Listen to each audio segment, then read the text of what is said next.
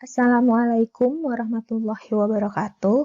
Selamat bergabung di video perkuliahan Matematika Bisnis 2 bersama saya Novri Erwina. Di sini saya akan membahas topik baru mengenai pemrograman linier.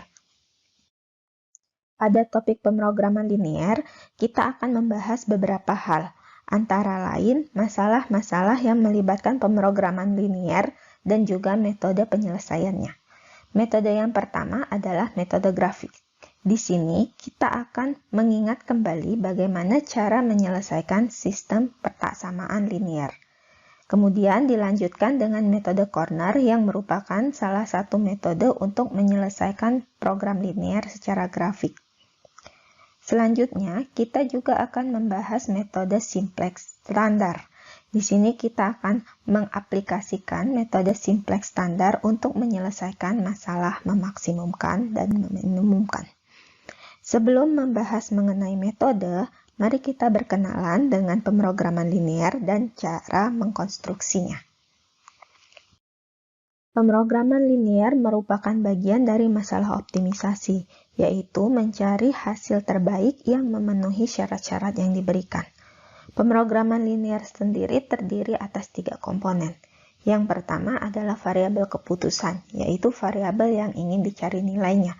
Contohnya X, Y, Z, dan sebagainya. Kemudian fungsi objektif, yaitu fungsi yang ingin dimaksimumkan atau diminimumkan. Contohnya adalah maksimumkan keuntungan atau minimumkan biaya. Kemudian yang ketiga adalah kendala, yaitu syarat yang harus dipenuhi. Pada pemrograman linier, fungsi objektif dan kendala harus merupakan persamaan atau ketaksamaan yang linier. Masalah pemrograman linier sering muncul dalam dunia ekonomi dan bisnis. Ini adalah contoh masalah yang memerlukan pemrograman linier. Pada kasus ini, yang ingin dicari adalah jumlah produksi terbaik agar keuntungan yang didapat menjadi maksimum. Untuk mengkonstruksi program linier dari masalah ini, ada beberapa tahapan yang perlu dilakukan. Yang pertama adalah mengumpulkan informasi. Dalam soal tersebut, ada beberapa informasi yang diberikan, antara lain produk yang dihasilkan, yaitu produk A dan produk B, kemudian waktu produksi dari masing-masing mesin, kemudian keuntungan dari masing-masing produk. Informasi pada soal dapat dirangkum pada tabel ini. Selanjutnya, kita perlu mendefinisikan variabel yang digunakan.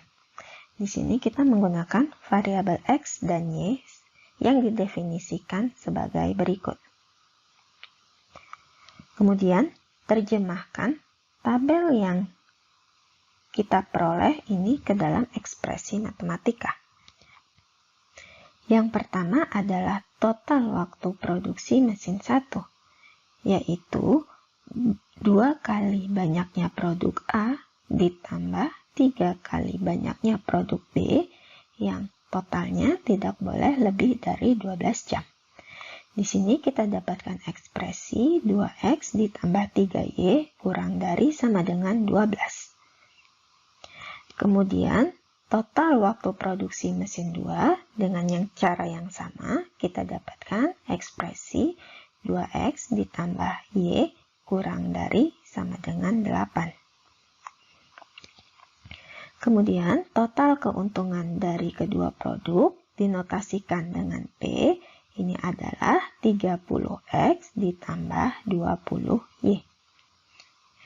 Fungsi P inilah yang ingin dimaksimalkan. Dari persamaan dan ketaksamaan yang kita dapatkan, kita bisa membangun suatu program linier untuk masalah yang diberikan, yaitu seperti yang tertera pada slide ini. Fungsi P disebut fungsi objektif, sementara ketaksamaan ini disebut dengan kendala dari program linier. Variabel X dan Y sendiri merupakan variabel keputusan. Demikian cara mengkonstruksi suatu program linear dari permasalahan yang diberikan. Sebagai latihan, adik-adik bisa mencoba membuat suatu program linear untuk masalah ini. Dan di video selanjutnya, kita akan masuk ke metode penyelesaian dari program linear. Yang pertama kita bahas adalah metode grafik untuk menyelesaikan sistem ketaksamaan linear.